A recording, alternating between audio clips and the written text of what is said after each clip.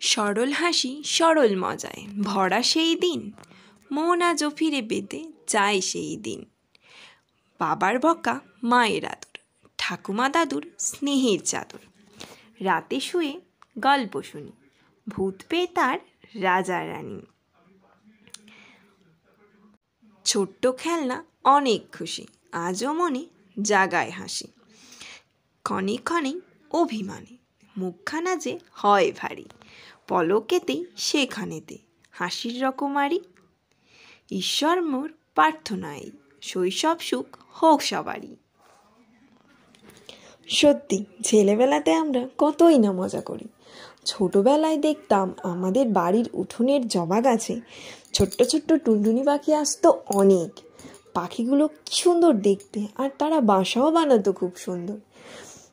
ছোটো থেকেই পাখির বাসা দেখলে আমার মনে হয় আমরা যেমন বাড়ির মধ্যে জিনিসপত্র গুছিয়ে রাখি, হয়তো পাখিরাও পাখিদের মতো করে তাদের বাসায় জিনিসপত্র গুছিয়ে রাখে।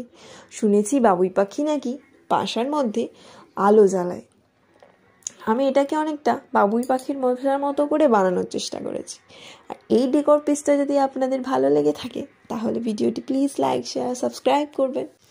এরকম 4টে বাসা আমি বানিয়ে নিয়েছি, আর কার্ডবোর্ড দিয়ে কিছু লিফ বানিয়েছি। এটা আমার ছাদের ধারের আঁশফল গাছ, এখান থেকে একটা সুন্দর লতা মতো শুকনো ডাল আমি কেটে নিয়েছি। লিফগুলোকে এবার গ্লুগান দিয়ে এটার মধ্যে আটকে দিয়েছি। প্রথমে এই যে ফ্লাওয়ার পটটা বানিয়েছিলাম, এই ডালটাকে সেই পটের মধ্যে সুন্দর করে বসিয়ে দিয়েছি। লাইট জ্বালার পর এটা খুবই সুন্দর